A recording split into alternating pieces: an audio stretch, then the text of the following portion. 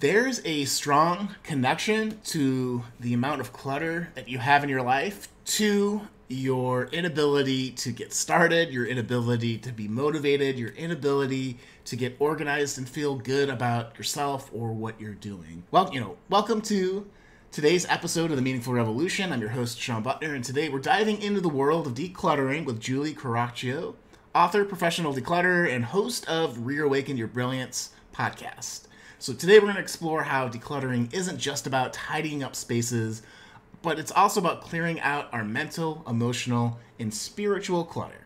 So Julie will share her insights on how to identify areas of clutter in your life and offers practical tips for fostering a healthier, more organized experience. It was a fantastic conversation. I can't wait to share it with you. So check out this enlightening conversation with Julie and let's jump right in. Hey, Julie, welcome to the Meaningful Revolution podcast. Hey, Shawn, thanks for having me. I'm thrilled to be here.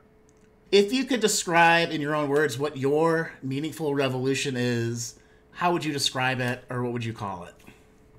My goal is to support people in reawakening their brilliance through decluttering their life and space and home. Awesome. Could you maybe let us know what that means? Absolutely can. So I believe we're born and we're awesome and we're amazing and we're perfect. And then life happens to us, whether it's within our family, our friends, society. And they say, you're not good enough.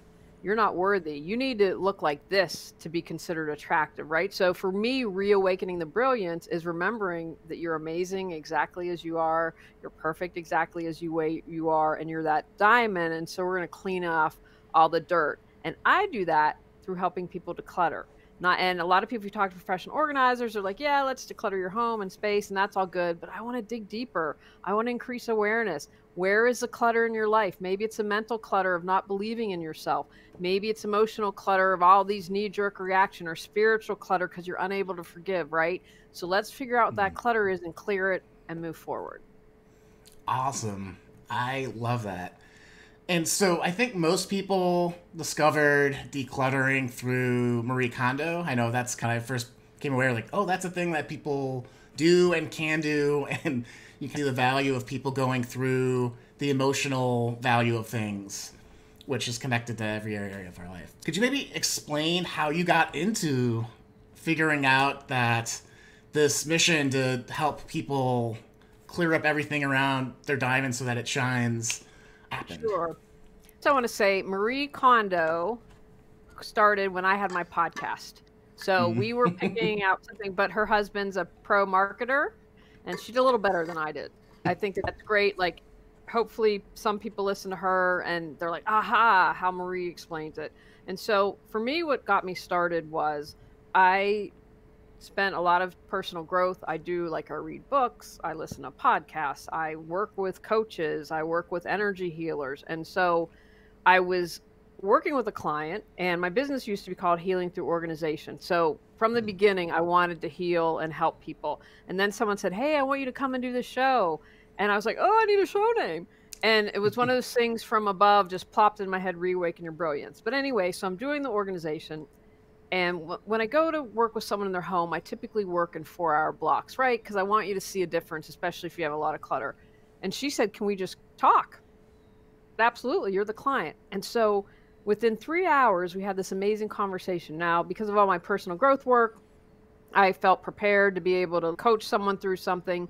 And then we jammed through and got so much done in that last hour. And I was like, aha, the decluttering is more important than the organizing. And so when I work with people, it's about bringing in all of that personal growth work that I've done. And so if you declutter your home, can it stay that way? Absolutely. However, as one example, if you are jealous of people and you're trying to keep up with the Joneses, then that clutter may return, right? So if we don't have that awareness, and as I like to say, awareness plus action equals change, then the clutter might come back to the home. Does that make sense? Totally. So to rephrase it, cluttering is a symptom and not the cause of what's going on in your world, correct?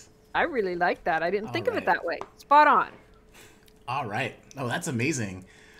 So I guess continuing on that story, what is the benefit to decluttering? And just in a general way, in your example that you just shared, we have this discussion, we do the personal development stuff, we get deeper into the issues, which I love those deep conversations myself. What immediately do people see, and what long-term benefits are you getting from clearing up the mess? Excellent question. The older I get, peace of mind. If you walk into a space and can't relax, you can't put a price tag on that. But let's talk about health benefits. A cluttered home can cause you stress, and most of our illnesses today are stress related. It can cause you anxiety. You're losing money. If you're like, oh my gosh, I need this tool and can't find it, so you got to buy a new one and 2 weeks later discover it, and time to go to the store. And you know where that policy is, and you can check and see if whether or not that's going to save you. And they've done studies that clutter is related to non-compliance of meds, not exercising. And so really, there are a lot of benefits when you declutter. Better health, better relationships. Be surprised, 80% of couples say they argue about clutter and disorganization. It's really going to improve your life in multiple areas. Right. And I love that it's touching relationships and health and your mental well-being, all these different... I'm sure how organized you are in your business or work makes or breaks success. So I absolutely love that. I'm on board with it as a coach myself. So I'm curious then, how do you know, or how do you recognize, or how do you diagnose if there's an area in your life that's cluttered, whether it's your finances? Something I've been delving in and nerding out about is like digital clutter, and that could be a whole podcast under it. Maybe we could talk about that a little bit today too. But like diagnosing, because I think if you're like the crab getting boiled or the lobster getting boiled in the pot, like you might start out organized and things slowly change. You don't even recognize how bad it is. So how do you identify that? Excellent question. Well, physical clutter is obvious, I'd say, if you have clutter in your home. So mental, do you have anxiety? Can you sleep at night? Emotions, do you have emotional outbursts? If someone cuts you off in traffic, are you giving them the finger because you're so upset? That's not a good reaction if that's how you typically are. Are you arguing a lot in your relationships? Are you happy? A lot of people come to me because they're like, I'm stuck. I just don't know where, but I'm not happy. I know there's something else out there or something needs to change. I'm not sure what. So I would say, look at how you're feeling. Talks about emotional clutter. I'm trying to spiritual clutter. Are you at peace in general in your life? Do you have things to be grateful for? Or do you give back, right? And so just looking at your life holistically. And if you're stuck, who's someone that you trust that's going to give you an honest answer? I noticed that you get jealous a lot, right? Or I noticed like you have this amazing house and all you do is complain about what you don't have. Trusted. Okay. So like signs of cluttered emotions are things that tend to be comparison based. For that spiritual clutter, I think you put it wherever it makes sense to. But are you angry all the time? We talked about jealousy. Do you get upset easily? Like I had an incident recently and I was like, I'm not doing this. This person is in their 70s and is trying to create unnecessary drama. They said you told someone that I had excluded them.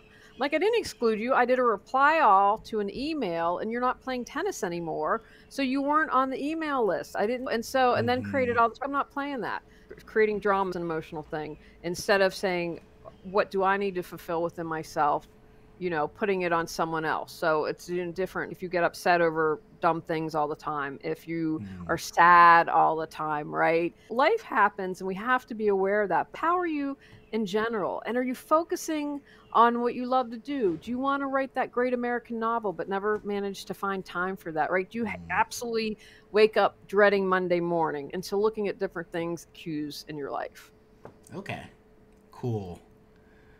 I had the thought that it almost, if you're struggling with like boundaries, like part of that is you're not very clear on, or it's cluttered in that space of what is me, what is other people. And I thought that was super interesting. Oh, I could talk forever about boundaries. I love my dad. And so when my mom died, we'd have him over for Taco Tuesday. And so my dad likes to eat early, and my husband, we usually eat at 6:30. What my dad did, and it cracks me up, would come earlier and come earlier. So all of a sudden, I'm like, Dad, it's 6 o'clock and we're eating. And I just chuckled. I'm like, he's almost 80. It's all good. But I did a funny little video about like sliding boundaries. I said, here's dinner at 6:30. And that's a funny example, but it can be a serious thing if your integrity's involved. And the other day, someone said, oh, I need to meet with you. I volunteer in this organization. And I was like, why?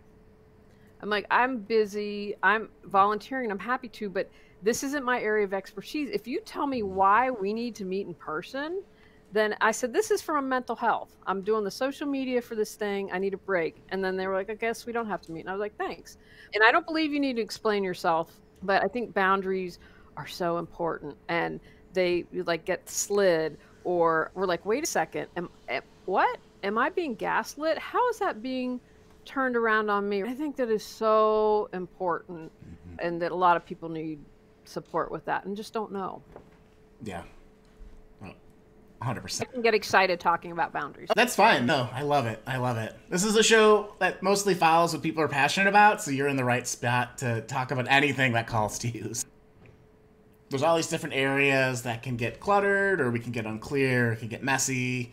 Where do you think are, in your experience, having done this for a while, are like the most common places or common problems that people face in either discovering clutter, getting rid of it, or keeping it organized or clear? I would say the number one thing with people I work with is they're overwhelmed. There's just like, where do I start? It's just so overwhelming that they can't take that first step. So I would say that's common.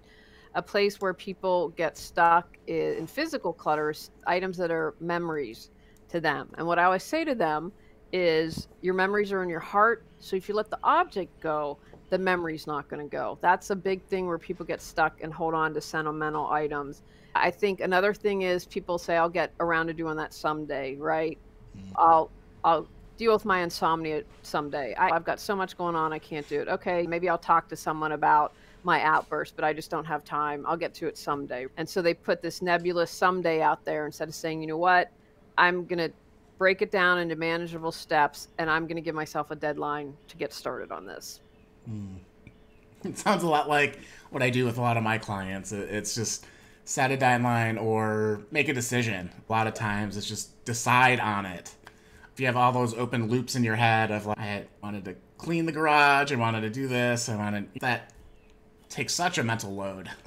Well, to me, being indecisive is mental clutter. And for people listening, my nickname in college was Indecisive One. So if I can learn how to make decisions, you can too. And for me, it was about increasing my self-awareness. Why don't I want to make decisions? Oh, I'm a people pleaser. I don't want anyone to get upset with the decision I make. My opinion doesn't count. Let that garbage go and make a decision.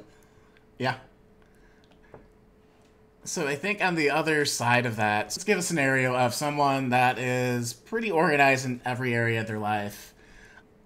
What are some things for someone like that, maybe, that you would recommend or try to explore and walk through to help them thrive, like excel, or really reach that next level versus kind of their baseline, if that makes sense or is applicable? Yeah, I'm trying to think through that. I would do a little assessment. I'd try to figure out like, where in your life aren't you happy? Because you can be super organized, but maybe you're rigid and your relationship suffering. It's like, oh my God, can I just put something down without you having to wipe up and put it away immediately? Can I just breathe instead of you being super obsessive about it? Think like Felix and Oscar type of thing.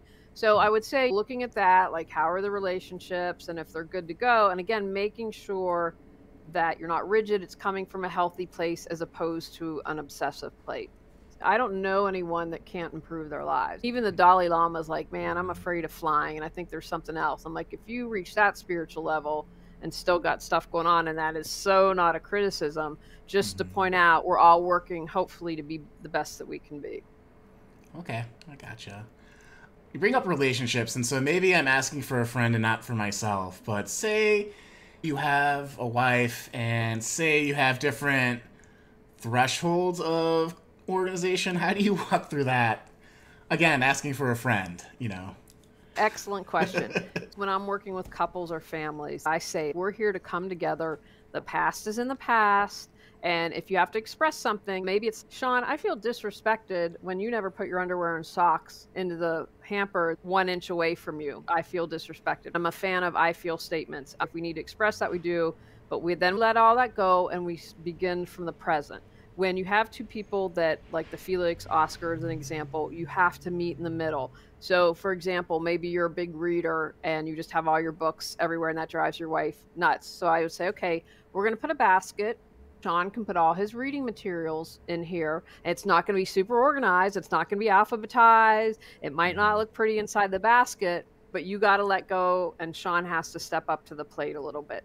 And so figuring out, and with kids, one of the things that I say is these are so important to learn how to declutter and get organized for kids because they are lifelong skills that they'll learn. So we'll say, okay, you know what? In the common areas, we are going to establish these rules. In your room, I'm not a fan of stuff growing because the kids leave the plate and food getting all nasty. But if their jeans are thrown and not all everything's hung up, you got to give them a little bit of slack on that. Mm-hmm. Okay. That got me thinking of getting people to get more clarity in their life, or to declutter, is getting people motivated to change behaviors. And so how is it, do you find it to be fairly easy in your line of work, or do you find it, I would imagine it's a spectrum, but maybe it's easy, maybe it's more difficult, or mixed? Yeah, good question. It really depends on the person. By the time a lot of people speak to me, they're ready. You know what? I can't do this anymore. I'm stuck. I need to change and I need support. So we talked earlier in our conversation about what are the benefits to decluttering. What is clutter costing you? Do you not want to fight with your spouse every night? So then a benefit would be a peaceful home life. And so that can be your motivating factor. And so if it's a physical thing, then I'm always like, look, take pictures or do a little vision board of how you imagine the space feeling. And that's for the physical stuff. And then whatever, you're not going to spend time making 30 trips to the grocery store each month, or just being able to relax in your space. What is it that's going to motivate you to do that? There's got to be some balance in there that I think is really important. And just ask yourself, what is clutter costing you? Right on. I love that question. 'Cause it really does get you thinking about the implications of what you're doing. And I think so much of, at least my experience with clutter, with family and friends and clients, it's, again, goes back to what you said before. It's that lack of awareness of how it's all connected to you. 2 in the morning when you're asleep, or sometime in the shower tomorrow morning. Yeah, wake up and shout it out. Maybe going back to digital organization. So something I've been really nerding out about is, as a coach and content creator and solopreneur, create a lot of things online, videos, podcasts, marketing stuff. And probably about 6 months ago now, I freaked out. I'm like, I have no idea what I'm creating and how it's related to each other. I need to have something a little bit better. So I started researching like different systems and organization online. So I'm curious, how do you approach your digital organization, or how would you advise someone to think through it without actually diving into what they're actually doing? Sure. I am a fan of how my paper files, I know everyone said, oh, digital age, we're going to get rid of paper. Not so. So however it's organized in the paper cabinet, filing cabinet, is how it is organized online. And it's the same thing. You have to declutter your digital stuff regularly. Your desktop needs to be decluttered. So what I'm doing with my podcast, so I did podcasting for a decade. So I'm like, oh, nice. I'm going to put all my podcasts now up on YouTube with just my podcast thing, and it's just the audio, but it's the video. So I'm going through that now. Once it's done, I'm dumping it. I don't need to keep these anymore. So I'm constantly culling, which I think is really important. Like, how many photographs do you have on your iPhone or your digital camera that you hate, that are blurry and didn't work because we just keep taking and keep changing? So I think culling is such an important. And so again, like, you have to figure out, how does it make sense for you to get organized? Like, I have personal folder, and then my business folder, then my financial folder. I keep it the categories are really broad. And the other thing that I do, like, to find things easily, is when I say an Excel or Word or PowerPoint, I give a very detailed title. So if I, by chance, don't organize it correctly, then I know how to find it. So I think the thing is to consistently call and let go of stuff. It's the same with everything else. When's the last time you use it? Did you even open it? Do you have any like favorite tools that you use personally to keep that stuff organized? I like Evernote for notes. I love the search capability. And they had what was it called? And they got rid of it. It was like Evernote Kitchen or whatever for recipes. I absolutely loved it. So Evernote's something that I use because of the search capability. I have a meditation app on my phone because people are crazy. So I always have that's called Buddhify. Those are the ones that are coming to mind. I should grab my phone and go look. I'm not super techie. I am someone who reads a book. I don't like to read on a Kindle. So I just keep it very streamlined and basic. And again, what's most important to me is on my computer, can I find what I need and make sure everything is synced, right? So that's just like less work. Oh, and there's something called unroll.me emails, something we should touch on because I know I started I have a personal account, I have my business account, and then I have a Gmail account. So for bills, right? So anything that's bill related just goes to the Gmail because my personal, oh my God, who put me on this? So something like Unroll Me is a really great option. And if you have more than one account, and so that's something I don't know if you can, I don't know anyone that has 0 emails in their inbox, but it's just, keep it reasonable is what I'd say. And something like unroll.me can help you with that. I use something called SaneBox. Oh yeah, SaneBox. Yeah, that. So I would drive my wife crazy because she'd look over at my phone and see I'd have like 15,000 emails because I would just, if I needed it, I'd search for it. And everything else I just ignored because it's a lot of noise. But the SaneBox has really helped me. I had my inbox at 0 for the first time like a month ago. Thank you.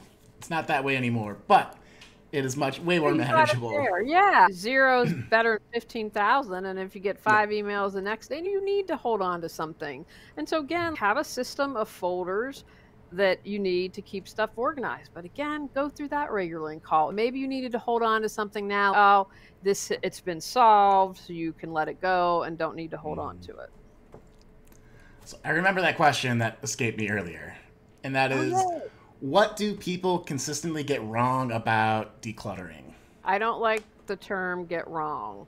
I would say where people are challenged is that a challenging thing I've talked about, memories is a big thing. Someday is where people do it. Oh, they will be rigid about their rules. I was at an event and someone said, only handle it once for paper.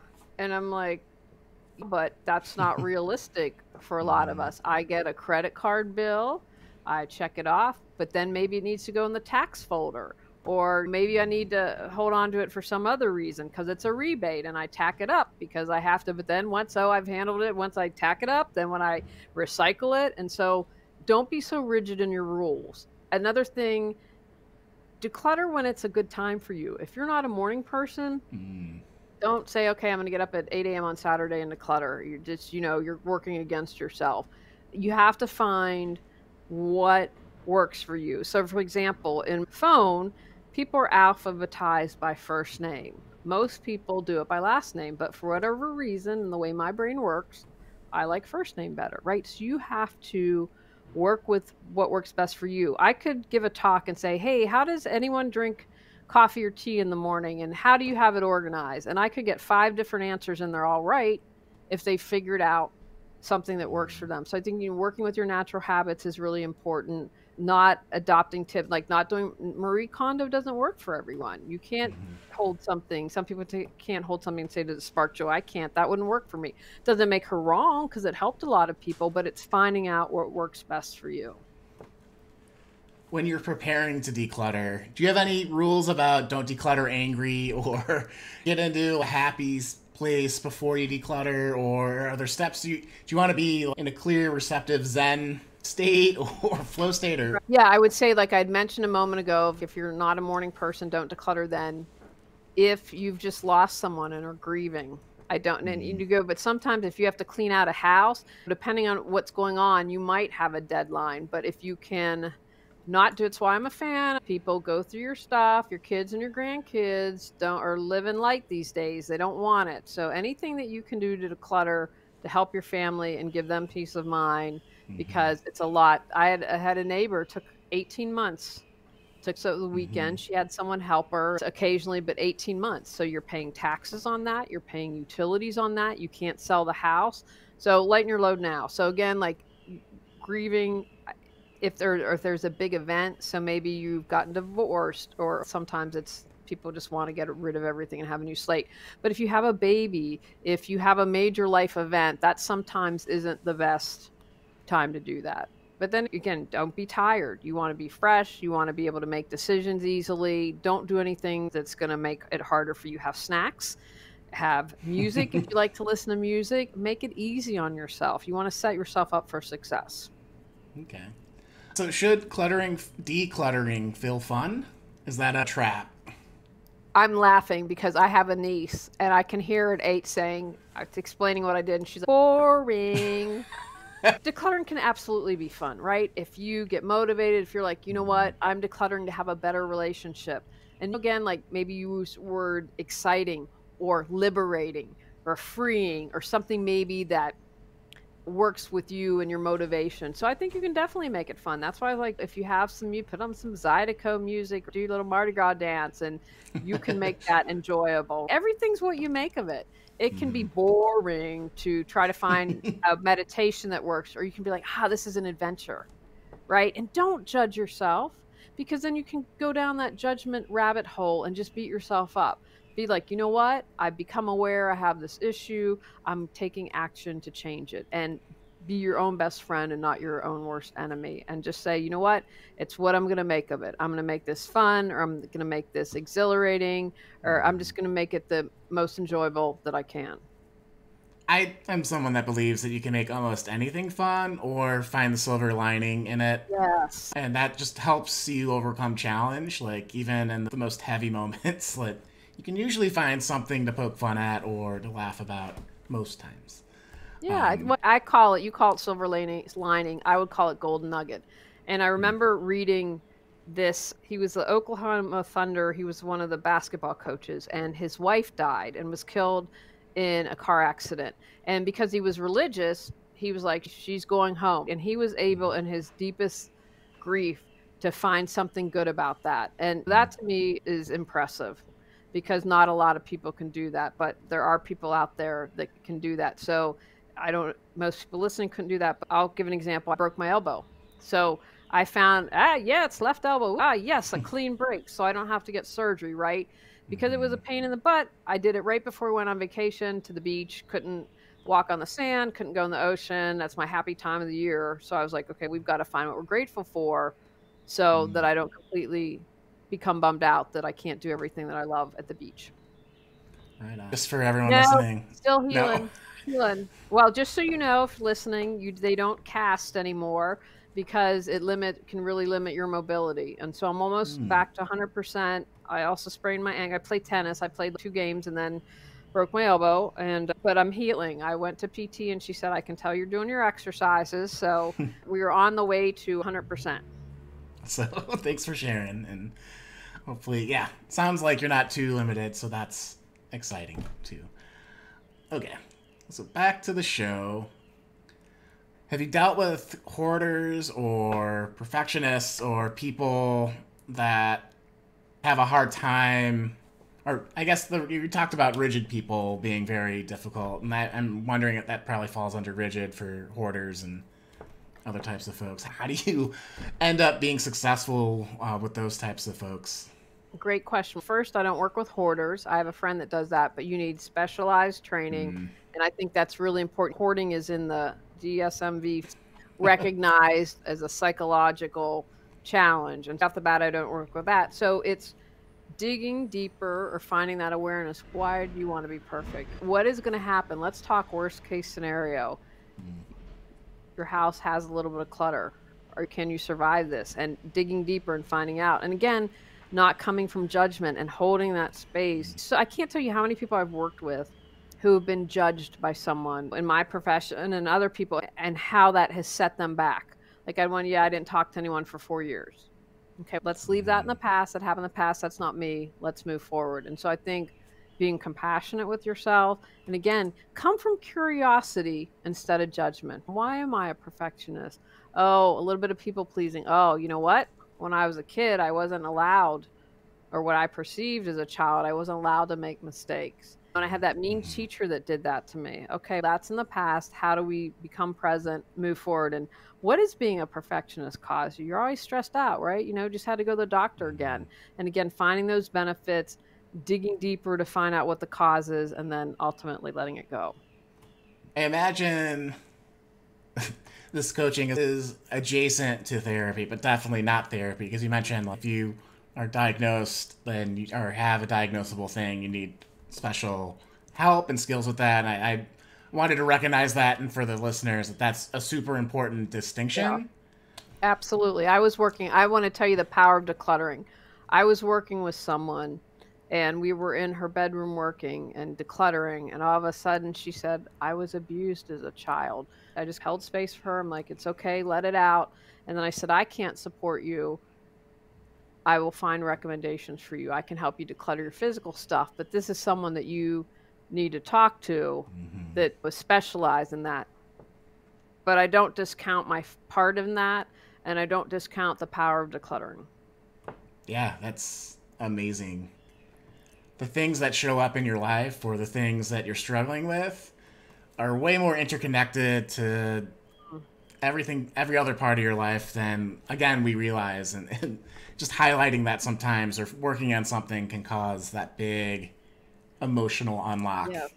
Okay, so then moving on, I'm wondering, maybe in general, I think we've hit some of these points, but just for this section, lay it plain again. In like 3 to 5 maybe high points, how could someone declutter anything in their life? Like their purpose, their physical house, their emotional states. I'm imagining you have a system. Is there like a high level like thing that people could be thinking about? First is awareness, okay? And then you think, okay, I want to work on this. So maybe there are several things that need to be decluttered. So you pick one that you want to focus on. And then what I like to say is break everything down into manageable steps. I know at some point in our talk, I talked about people have a lot of clutter or overwhelm, right? So we break it down into manageable steps, and then figure out, do you need support? And maybe it's listening to a podcast. Maybe it's reading a book. Maybe you need to work with someone like me, right? There are different levels depending on what's going on. And then I think it's important to write it down. This is what I need to accomplish. I'll get to it. And then if we don't write it down, we don't set those deadlines, I think that's something that's really important. And when all else fails, breathe. You're just so overwhelmed, stop. There are different breathing techniques. YouTube's great. You can do searches for that. But I like to close my eyes and do it 7 counts in, hold for 4, 7 out, right? Find something that works for you. You just have to have that awareness and then take action to change it. Awesome. Amazing. I love how succinct it is. So I want to highlight that. That's awesome. Outside of that, is there anything in decluttering or anything that we've talked about today that we should have maybe covered? Is there something we didn't talk about today about decluttering that we should bring up before we start closing up? That's the question. No, you ask a lot of good questions. I would say, I believe when you boil it down, we're either coming from love or we're coming in from hate. And I would define hate as feeling not good enough, feeling not worthy, or feeling unloved. And what I say to people is, you are loved, you are good enough, and you are worthy no matter what. And that is what I would hope, if there's one thing that they take away from our conversation, is that, right? Because that just clutters our whole view and everything. When you're like, I'm loved, you don't need to have an emotional outburst. When you're like, I'm good enough, you don't need to keep up with the Joneses. When you're like, I'm worthy, I can write that great American novel and go for it. I don't have that doubt in my mind. That's beautiful. I absolutely love that message. And I'm a big Beatles fan, so it's all love, right? It all comes down to that. With that said, if folks, which is the best way to check out what you're doing or to get in contact with you? If they go to reawakenyourbrilliance.com, they can check out me, my shop with all my books. And if they sign up for my email, they get 10 free steps to declutter your life right now. I give you, bam, something that you can do in 10 areas to jumpstart decluttering. Awesome. I'll put that in the show notes. Before we sign off then, what did you love about our conversation? I just like asking this question. I loved your enthusiasm, that you were interested. Trust me, I've done a lot of interviews. I can tell when people aren't interested. So that you were interested and you were open to learning. You, as a high performance coach, you weren't like, I know it all. And that's refreshing. Awesome. Cool. I appreciate that. Yeah, I just love nerding out about this topic with you. I find it very fascinating because it is so related to mindset, psychology, and behaviors, which is everything that I talk about. But thank you so much for your knowledge, for being open, and for being here, Julie. Thanks so much for having me, Shawn. All right. I will see you guys on the next episode of the Meaningful Revolution podcast.